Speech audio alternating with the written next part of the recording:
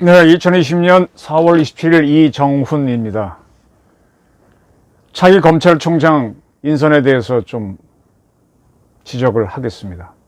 김영삼이 시작한 정치검찰, 정치군인, 정치경찰, 문재인이 꽃을 피울 것이냐, 낙화시킬 것이냐가 제목입니다. 그리고 부제로는 민주화 운동가들의 반민주 허상을 밝힌다로 잡았습니다. 박범계 법무부 장관이 차기 검찰총장 인선 기준으로 대통령 국정 철학과의 상관성을 이야기했습니다. 이에 대해 조홍천 검사 출신인 더불어민주당 의원이 말 잘 듣는 검찰을 원한다는 걸 장관이 너무 쿨하게, 너무 노골적으로 인정해버린 것 같아 당황스럽다라고 뼈 때리는 말을 하니까 많은 비판이 나왔죠. 박범계 장관에 대해서. 그러니까 박 장관이 정치검찰의 탈피는 문재인 대통령의 오랜 수건이었다. 근데 국정철학과의 상관성을 이야기해. 참 박범계 웃기는 사람이에요. 말 하나하나가 다 인사에 영향을 미치는 요소니 더 길게 말씀드리지 않겠다. 아이고, 이건 죽겠다는 얘기죠. 그리고 나서 일부 언론의 그러한 지적에 대해 유념하겠다. 할 말이 없으니까 일부 언론이래. 참 이렇게 소가지가 좁은 사람들이 장관을 하시면 안 됩니다. 근데 그런 사람을 쓰는 대통령이 있고, 그래도 일말의 양심이 있으니까 유념은 하겠다. 일부 언론이라고 폄하를 해놓고 나서는. 네, 그랬습니다.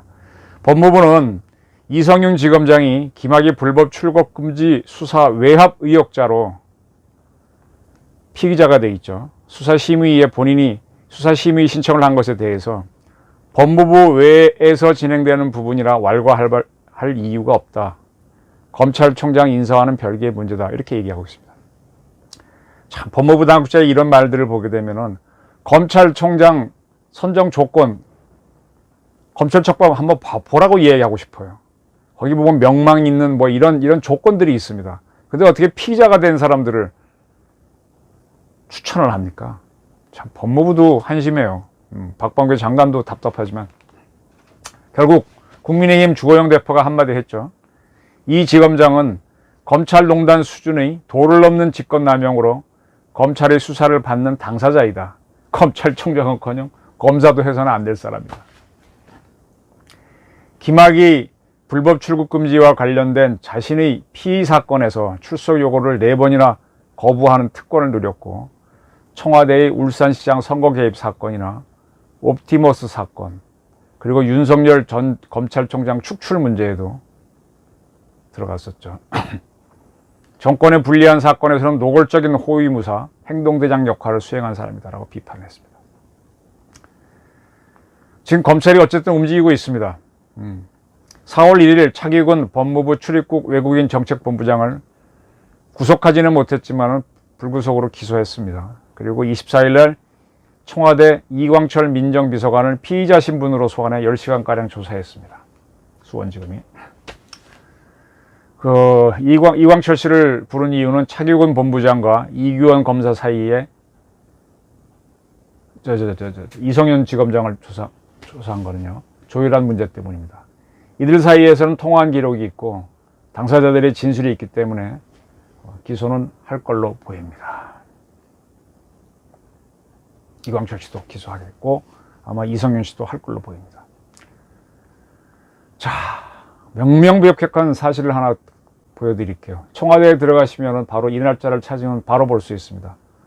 청와대가 말합니다인가? 거기에 있는 겁니다. 2019년 3월 18일 김의겸 대변인이 발표한 전문입니다. 쭉 보십시오. 중요한 부분만 읽겠습니다. 문재인 대통령은 박상기 법무부 장관과 김부겸 행정안전부 장관으로부터 장자연, 김학의 버닝썬 사건 관련 보고를 받고 다음과 같이 지시했습니다. 어쩌고저쩌고 나간 다음에 이 사건들의 공통적인 특징은 사회 특권층에서 일어난 일이다. 따라서 검찰과 경찰 등의 수사기관들이 고의적으로 부실 수사를 하거나 더 나아가 적극적으로 진실규명을 가로막고 비호은폐한 정황들이 보인다는 것입니다. 이렇게 대통령이 얘기하셨고요. 그 다음에 쭉 나갑니다. 사회특권층이란 말을 대통령이 굉장히 강조했어요. 사회특권층에서 일어난 이들 사건의 진실을 규명해내지 못한다면 우리는 정의로운 사회를 말할 수 없을 것입니다. 정의로운 사회. 정의구현은 전두환 정권이 얘기했던 건데. 또한 검찰과 경찰이 권력형 사건 앞에서 무력했던 과거에 대한 깊은 반성 위에서 어쩌고저쩌고 나간 다음에 명명백백하게 밝혀내지 못한다면 사정기관으로서의 공정성과 공신력을 회복할 수 없을 것입니다. 거의 대통령이 협박을 하셨네요. 그 다음에 또 쭉 나가다가 거듭나란히 이런 검찰과 경찰의 현 지도부가 조직의 명운을 걸고 책임져야 할 일이라는 점을 명심해 주시기 바랍니다. 이건 당부가 아니라 엄청난 지시를 하신 겁니다. 또 어쩌고저쩌고 나간 다음에 오래된 사건인 만큼 공소시효가 끝난 부분도 있을 수 있고 아닌 부분도 있을 수 있습니다. 공소시효가 끝난 일은 사실 그대로 사실 여부를 가리고 공소시효가 남은 범죄 행위가 있다면 반드시 엄정한 사법 처리를 해주시기 바랍니다. 그리고 이제 버닝썬 사건에 대해서 어쩌고저쩌고 쭉 이거는 넘어가겠습니다.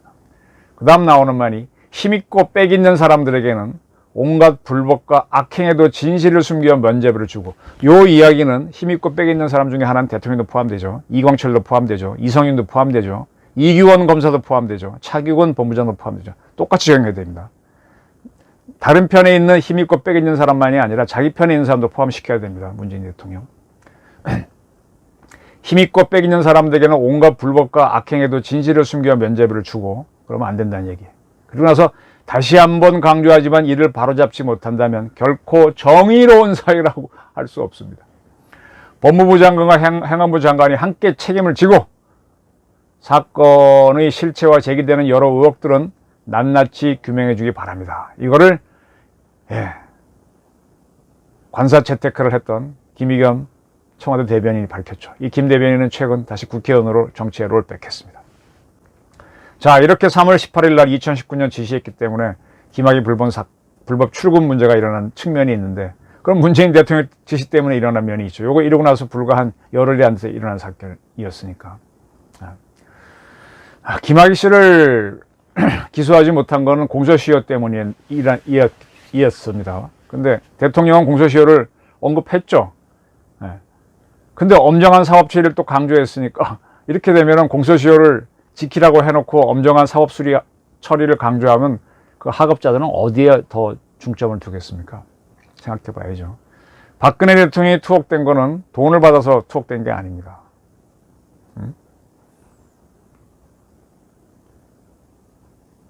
그죠? 그렇다면 문 대통령도 사법 책임이 있는지, 책임이 있으면 져야죠. 엄정한 사법 처리를 더 강조하셨잖아요. 저는 공직자들이 대통령도 사람이니까 틀린 지시를 하거나 무리한 지시를 할 수 있다고 봅니다. 그럴 경우에는 그걸 회피하거나 거부하는 노력을 해야 된다고 봅니다. 사실은 저도 조직 생활을 하면서 가끔은 무리한 수사, 무리한 취재를 하라는 지시를 많이 받았거든요. 취재 능력이 있어서 그런지. 그거 피하는 게 제 기자 생활을 하면서 상당히 중요한 일 중에 하나였어요. 그래서 누구 사람이 되지 못했습니다. 그래서 조금 조직 생활을 힘들게 한 면도 있지만 또 그것대로 또 다른 면이 있는 거니까. 저는 그래서 주목하는 사람이 신현수 전 민정수석입니다. 그는 청와대에서 무리한 지시가 내렸을 때 그걸 사태로 회피했습니다. 그분이 피한 거를 이광철 지금 민정비서관이 수행을 했기 때문에 문제가 되는 거죠. 근데 신현수 씨는 제가 그 전에 기사도 썼지만 국정원 기조실장을 할 때도 조용히 사퇴를 했어요. 제가 추적해서 기사를 썼었는데, 이유는 뭔가 전임자인 박근혜 정부에서 기조실장 한 분이 국정원의 특수활동비를 청와대에 전달하는 일을 했잖아요. 그건 오래전부터 관행이었고, 때문에 그 돈은 청와대 돈인데 청와대에 두게 되면은 국정조사를 받고 골치 아프니까 국정원에 냅두고 갖다 썼다는 얘기가 있습니다. 어쨌든 그렇습니다. 그렇긴 한데 어쨌든 국정원 돈을 줬지 않습니까? 그것 때문에 기조실장이 처벌되고 박근혜 정부에서 안기부장, 국정원장 같은 세 사람이 다 구속됐습니다. 그걸 보고 신현수 씨가 청와대에 돈을 안 줄 수는 없고 주면 자기도 나중에 다치니까 그만두고 나갔죠. 네. 불법을 막지 못하겠다면 이렇게 사퇴라도 해야 됩니다. 대통령의 무리한 지시를 그대로 이행한 이들은 저는 처벌받는 게 맞다고 봅니다. 그들도 바보가 아니에요. 다 압니다. 신현수처럼 다 압니다. 지금 문제는 문재인 정권의 적폐가 지금 굉장히 많이 쌓여가요. 이들이 과거에 박근혜 정부의 적폐를 친 건 좋습니다. 근데 자신들도 이 대통령의 무리한 지시를 또 관행을 하면서 적폐를 쌓고 있습니다. 이 똥은 누가 치우죠? 이 똥은 누가 치우죠? 그리고 또 하나 봐야 될 게, 이 대한민국이 언제부터 이렇게 엉망이 됐는지 한번 봐야 됩니다. 과거 저희가 대학생 때 군부 독재 타도하자고 민주주의를 갈망했는데, 그리고 이룩한 민주주의가 왜 이렇게 개판이 됐는지 그걸 따져봐야 됩니다. 저는 대한민국이 이렇게 엉망이 된 거는 민주화를 했다는 김영삼 대통령부터라고 봅니다. 민주화 정권의 벽폐는 그때부터 시작됐다고 봅니다. 그 이전의 군사정권 시절은 그들의 문제가 있었고, 그들은 대신 경제성장이라든지 뭐 안보라든지 이런 문제를 해결해 줬지만 독재를 했다는 문제가 있는데, 독재를 해결했다고 하는 이 민주화 정권이 오히려 독재를 하고 있는 문제는 분명히 따져야 됩니다. 자, 김영삼 이전은 노태우, 전두환, 박정희 시절인데 군 대통령 정부가 있던 시절이죠.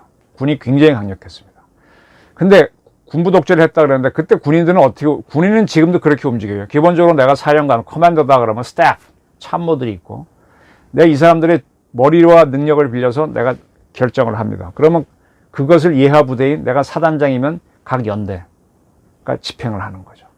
그래서 나는 결정을 하고 집행하는 기관이 나눠져 있었고, 또 여기서 하다 보면 문제가 있으면 의견을 전달하면 참모랑 토론해서 수정을 하는 작업을 합니다. 그럼 정치 조직은 뭐냐? 내가 김영삼이다. 그러면 내 밑에 좌동용, 우형우, 뭐 김영우, 최용 같은 사람, 또 그 외에도 뭐 김동영 등 숱한 이제 사람들이 있죠. 이 사람들이 또 자기 또 밑에 또 부하들을 거느리고 막 전달합니다. 근데 이게 조직화되지 않고 하다 보니까 대통령이 그 디바이드한 룰을 잘하면서 하면 되는데, 그걸 못하고 누구 한 사람 말을 듣게 되면은 바로 문재인 정권에서 얘기했던 최순실 게이트처럼 특정 사람한테 쏠리는 현상이 생기고, 그쪽에서 오는 정보를 100% 믿으면서 큰 실수를 하게 됩니다. 근데 군은 아까 말한 대로 인사, 정보, 작전, 군수, 그 다음에 뭐 쭉 이렇게 참모 조직이 있고, 공적인 조직이 있고, 참모장이 종합하고, 또 행동 조직으로 각 연대가 있다 보니까 함부로 하지 못합니다. 그러다 보니까 예하 부대에서 이렇게 집행하니까 문제가 있습니다 하고 들어오면은 검토해서 다시 내리게 되고, 어떤 반대 의견을 들어주는 작업이 있는 거죠. 그러다 보니까 그 반대 의견을 듣는 과정에서 커맨더, 사령관은 이제 포용성을 어쨌든 자기 성격과 달리 보여주면서 리더십을 확보해 가는 거죠. 정치인들은 그게 아니죠. 누구 얘기를 듣다 보면 그 사람하고 짝짝꿍이 되면서 편벽될 가능성이 있습니다. 그럼에도 불구하고 이 커맨더들은 결단을 합니다. 예하 부대에서 이건 도저히 안 됩니다. 참모들도 안 됩니다. 그런데 자기 고집이 있으면 갑니다. 가끔은 그렇게 해요. 나름대로 굉장히 중요한 결단이죠. 그 중에 대표적인 게 박정희가 했던 5.16, 전두환이 했던 12.10입니다. 분명히 군은 국가에 충성하라 그러는데 반란을 일으켰습니다. 그들을 피하면 구국의 결단이죠. 그런 걸 가끔 해서 그렇지 일반적으로 군 조직은 시스템으로 돌아갑니다. 그런데 군이 가끔 이 정치적 개입 말고도 스스로 모순된 행동을 할 때가 있어요. 너 저쪽 가서 결사적으로 지켜. 결사란 말은 반드시 죽으란 얘기잖아. 가서 죽으란 얘기잖아요. 부하를 죽여야 하는 것이 사령관이기 때문에 군인들은 무리한 결정을 어떨 땐 하지만 대부분은 안 합니다. 누가 이건 안 됩니다 하면 받아줍니다. 그래서 다시 이렇게 하게 되고, 내가 이 사람이 이뻐도 진급시키고 싶어도 참모들이 그 친구는 이러한 문제가 있어 안 됩니다 하면 안 합니다. 눈물을 흘리면서 못 합니다. 나중에 진급시켜주는 후배를 붙잡고 둘이 술을 먹고 다독이는 한이 있어도 못하는 건 못하더라고요. 정치권에서나 또는 기업체에서는 줄을 타야 되잖아요. 선을 타야 되잖아요. 누구 라인에 들어가야 되잖아요. 그러다 보니까 그 킹맨에 대해서는 무조건적인 충성을 하지 않습니까? 사실은 제가 지금 얘기할 때 군의 하나를 얘기하는데, 이 사회 조직에는 서울대파, 연대파, 고대파, 옛날에는 뭐 경기파, 경복파, 서울파, 경남파, 부산파 쫙, 또 지역 호남 얼마나 많습니까? 강력한 조직일수록 굉장히 그 모임이 사조직이 활발했었죠. 네. 근데 군에서의 사조직을 가장 문제라고 많이 얘기합니다만, 사실은 모든 기업체 사조직은 엄청나죠. 그 사조직을 없애려고 오나들은 굉장히 힘을 씁니다. 이성윤, 이광철, 이기원, 차규근까지 이런 사람들은 공통점이 뭘까요? 저는 무조건 충성을 하지 않았느냐라고 봅니다. 저는 이것이 대단한 불충이라고 보고 있고요. 군에서는 반대 의견 들어줍니다. 그래야 저 조직이, 하부 조직이 움직이니까. 그죠? 그래서 그러다 보면 하부 조직, 행동대에서 하는 조직에서 올리는 의견은 들어줍니다. 그래야 그 사람들이 나가 싸울 거 아닙니까? 내 마음에는 안 들어 들어줍니다. 그렇게 하면서 그 바른미를 하던 사람이 성공을 하면 네가 맞구나 하고 사령관이 그를 또 신임하게 되면서 이 인맥이 만들어지는 게 하나의였죠. 하나의 사람들은 제가 알기로는 육사 출신의 똑똑한 군인들이 많았어요. 저 그중에 몇 명은 압니다. 어린 시절에 술을 먹어봤는데 참 대차다는 인상을 받았습니다. 뭐 대통령님 각하 그거 안 됩니다 하고 술 먹고 대들기도 하고 뭐 그런 사람들이더만요. 전두환 씨, 노태우에 대해서. 근데 그 하나의 군인들이 결기는 있지만 사조직을 만든 건 분명히 문제입니다. 그들이 또 그들 중심으로 진급을 했기 때문에 그게 문제인 거죠. 이 하나의가 문제라는 거를 월간조선의 유용원 기자가 인맥을 딱 쓰고 나서부터 이제 문제가 됐을 때 김영삼 대통령이 빠바박 치고 들어갑니다. 어떻게 했느냐. 그 중에 한 사람을 총장시켰다가 해임시키고 망신조 쫓아내고 이런 식으로 하면서 쭉 하니까 이 하나의 사람들이 하면서 그쯤 되면은 쿠데타를 할 수도 있었어요. 반 YS. 근데 못합니다. 쫙 날려버립니다. 이거는 진짜 승부사인 김영삼만의 특징이고 DJ는 이런 싸움 잘 못해요. 오히려 겁이 많아 못하는데 YS가 이런 싸움을 잘해요. 그 양반. 또 하나 또 YS가 했던 게 금융실명제입니다. 금융실명제는 이건 개혁의 꽃인데 아무나 못합니다. 너무 본인도 다치는 거거든요. 바이러스 잡으려고 불질렀다가 자기도 타 죽는 그런 꼴이 될 수 있거든요. 이걸 했어요. 김영삼 씨는. 근데 이걸 하다 보니까 노태우 비자금이 터집니다. 노태우 씨는 그때 이 군부 정권에서는 야당도 줬거든요. 김영삼도 자기 직계니까 줬죠. 민정당 후보니까. 그러면서 김대중도 줬습니다. 그러니까 가장 놀란 게 누구예요? 노태우 비자금 나오니까. 김대중 씨가 나도 그 돈 받았다고 자백하게 되죠. 그러니까 다 모든 눈이 김영삼한테 가니까 김영삼 씨는 그 자백 안 할 수도 없으니까 어떻게 합니까? 원래 12.12 문제하고 5.18 문제는 광주 청문회 50 청문회 하면서 이제 역사로 넘기자라고 했었지 않습니까? YS, DJ, JP, 노태우가 그렇게 합의를 한 거로 아는데 그걸 다시 꺼내서 리바이벌 시키면서 5.18 특별법을 만들어서 12.12와 5.18 사건으로 전두환, 노태우를 구속하는 걸로 가면서 역사 뒤집기를 가는 거죠. 그러니까 개혁을 정치 투쟁의 도구로 삼기 시작한 겁니다. 이때부터 이제 엉망이 돼버린 겁니다. 그리고 나서 어떻게 합니까? 이 군대에서 또 막 5.18 나와갖고 군인들을 잡아놓고 하니까 군에서 반발 나올 수 있잖아요. 쿠데타 나올 수 있으니까 어떻게 합니까? 제2의 하나의를 막는다는 이유로 민정수석실에서 군에서 이렇게 군 진급 인사안 오게 되면 다시 검토해서 하나의로 의심되거나 그러면 막 자르고 뭐 지역 배분해서 막 이렇게 하게 됩니다. 그 전통이 YS, DJ, 노무현, 민주주의 했다는 노무현, 이명박, 박근혜, 문재인은 지금 더 심하죠. 내려와가지고 계속 민정에서 장군 인사 오게 되면 30% 정도는 막 바꿔요. 그럼 민정은 제대로 하느냐? 대통령 지시 받고 했으면 내가 오히려 이해가 돼. 온갖 여당의 실력자 누구 부탁 자기 아르마로 해서 막 바뀝니다. 그러니까 어떤 군인이 군의 리더가 됩니까? 정치에 가장 취약한 지금 서욱 장관이 이끄는 그러한 국방부나 육군, 해군, 공군이 만들어지는 거죠. 서욱 장관이 어떤 걸 했어요? 386, 이분이 81학번이잖아요. 81학번들이 지금 문재인 정권 386 세대로 주사파에 많은데 그들 장관들하고 같이 카톡 만들어 서로 뭐 놀고 있지 않습니까?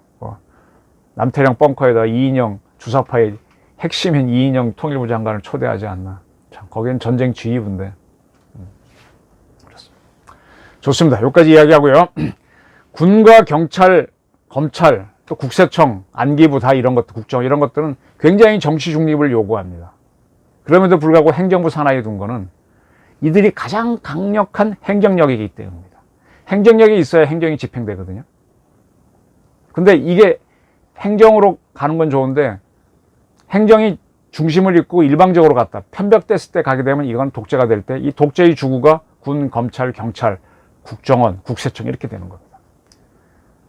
근데 행정 중에 일부는 정권이 교체되니까 대통령 국정 철학과 연결되는 게 맞아요. 근데 대통령 국정 철학이 행정의 100%면 그건 독재입니다. 10%만 넘어도 독재입니다.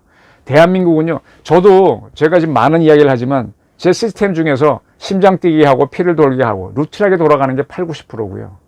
그 다음에 저도 밥 먹고 하는 그것도 상당 부분이고 생각은 0.1%도 안 됩니다. 이런 얘기는 0.0001%도 안 되는 극히 작은 건데 이게 저희 전부로 알고 있거든요. 저희 전부는 저희 신체가 돌아가는 게 전부입니다. 그리고 신체 유지하기 위해서 먹고 자고 이런 활동하는 거. 나머지가 이게 떠들고 싸우고 하는 겁니다. 근데 그 대통령도 마찬가지인데 그 떠들고 하는 게 국정이 전부라고 보는 순간에 그거는 큰 잘못, 오해가 일어나게 되는 거죠. 그래서 행정을 하더라도 기본적으로 하던 것부터 하고 나서 일부를 수정해야 되는데 일부를 전체로 보면서 박범계 씨가 바로 그 얘기 했다가 조홍천 의원한테 한마디 들은 거죠. 네. 그리고 대통령의 국정 철학도요, 헌법과 법률에 맞아야 됩니다. 저희 생각도 이 인간의 한계, 인간의 시스템을 넘어서는 생각을 한다. 물속에 들어가서 1시간 있겠다. 아무것도 없이. 그럼 죽는 거죠. 생각을 그렇게 하면 죽는 거죠. 그렇게 하면 안 돼요. 그래서 대통령의 국정 철학과의 상관성을 강조한 검찰총장의 인선이라고 얘기했는데 여기에 더 정점을 두게 되면 대통령이 물속에서 1시간 버텨야 된다. 사회 정리를 위해서 사회 특권청의 비리를 잡기 위해서 뭘 해야 된다는 것만 강조하다 보면 불법이 나옵니다. 제가 아까 말한 대로 나는 특수한 사람이니까 물속에서 숨 안 쉬고 1시간 있어 하고 버티면 저 혼자만 가면 저만 죽지만 끌고 들어가면 떼죽음 시키는 겁니다. 그죠? 바로 이런 게 주객전도, 본말전도, 웩더독입니다. 대통령이 주객전도, 본말전도, 웩더독에 빠져 있으면 그 밑에 있는 참모들은 그걸 막아야죠. 막지 못하겠으면 신현수처럼 도망이라도 쳐야죠. 근데 그걸 끝까지 실행하는 사람들이 있으니 그 처벌을 받아야 되는 거 아닙니까? 충성을 안 했으니까. 제대로 된. 자, 바로 그러한 것 요구에 정치권의 무리한 요구에 따라가면 정치군인, 정치검찰, 정치검찰이 만들어집니다. 민정이 너무 개입하게 되면 그런 거에 약한 정치군인, 정치검찰, 정치판사 판사도 만들어지는 거죠. 예, 우리 김명수 씨 법무부 장관이나 사법부 장관님 잘하고 있죠.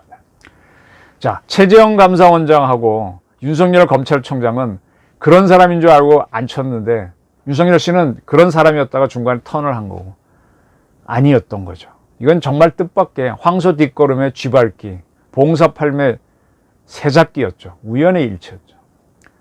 윤 총장과 최 원장이 바르게 하자 문정권이 크게 당황했잖아요. 그로 인해서 자신들의 이 조불함이 드러나니까 자신이 정상이라고 주장하면서 두 사람들을 치려고 애를 썼지 않습니까? 자신의 비리가 드러날까 봐 두려워했고. 그래서 자꾸 이렇게 하는 건지도 몰라요.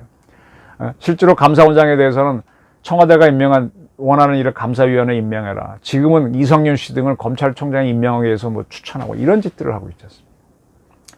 그 문 대통령의 실수를 같이 따라갔던 선을 탔던 이들이 공모해서 지금 일을 꾸미고 있는 겁니다. 이것이 민주주의에 대한 심대한 도전이고 이러한 것은 김영삼 때 시작돼서 민주주의의 화신이라고 하는 DJ도 따라했고 또 노무현 대통령도 결국은 따라했습니다. 그분은 그래도 한때 남재준 육군총장이 그건 아닙니다 할 때는 진급안을 그대로 받아주긴 했지만 다른 부분은 더 가려고 했었죠. 정중부에 난을 일으키냐고 하면서 몰아붙이기도 했었고. 이게 민주주의를 도전하는 사람들입니다. 민주주의 했다는 이들이 민주주의에 도전을 하고 있습니다. 부정확한 정보를 근거로. 민주주의는요, 하다 보면 반드시 중구정치로 갑니다. 저도 여러 가지 모임 하다 보면 나중엔 개싸라싸라 좋은 게 좋지 하고 가서 엉망이 되다가 판이 깨져요. 모임이 깨집니다. 이걸 막기 위해서 군경 경험의 정치 중립이 요구되는 거거든요.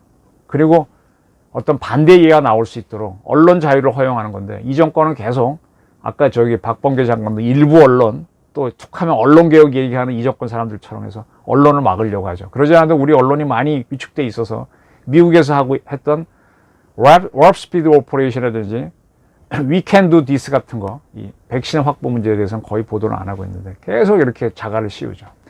이번에 그 오스카상 아카데미상 수상식에서 중국인 감독이 작품상 받은 거 중국 웨이보에서는 1시간 올라갔다 싹 사라진 거 아시죠? 네, 독재국가는 그렇게 언론을 통제합니다. 김영삼 민주화를 근거로 엉망이 됐습니다. 대한민국 민주주의 시스템이. 이렇게 민주주의를 엉망으로 만들었음에도 그게 정당민주하고 30년 이상을 달려왔습니다. 그러한 엉망의 정점에 서 있는 게 저는 문재인 정권이라고 보는데 그래서 제가 제목에 이 엉망의 꽃을 피울 것이냐 아니면 낙화를 할 것이냐라고 단 겁니다. 이제는 민주주의를 다시 한번 점검해보고 회복해야 됩니다. 이대로는 갈 수 없습니다. 이대로는 갈 수 없습니다. 이대로는 갈 수 없습니다. 김영삼이 시작한 새로운 정치검찰, 정치군인, 정치경찰은 이제 끝! 낙하를 하고 시스템에 의해서, 제가 몇 차례 이 방송을 통해서 미국 대통령은 군조직과 같다 그랬죠. 대통령의 커맨더고 비서실장은 커맨더, 참모장이고, 육해공군도 다 총장도 참모장인 개념이고, 스텝이 있는 거고, 스텝으로 움직여야죠, 대통령이. 누구 특정 사람 말 듣고 움직이는 이렇게 구시대적인 군주정치로 가게 되면 대한민국은 미래가 없습니다. 자, 이제는 문재인 정권 바로잡기를 차기 검찰총장 인선에서 우리 국민들이 개입하셔서 하셔야 될 때가 왔다고 저는 봅니다. 이걸 안 하시면 우리 국민들도 주권자의 자격이 없다고 봅니다. 감사합니다.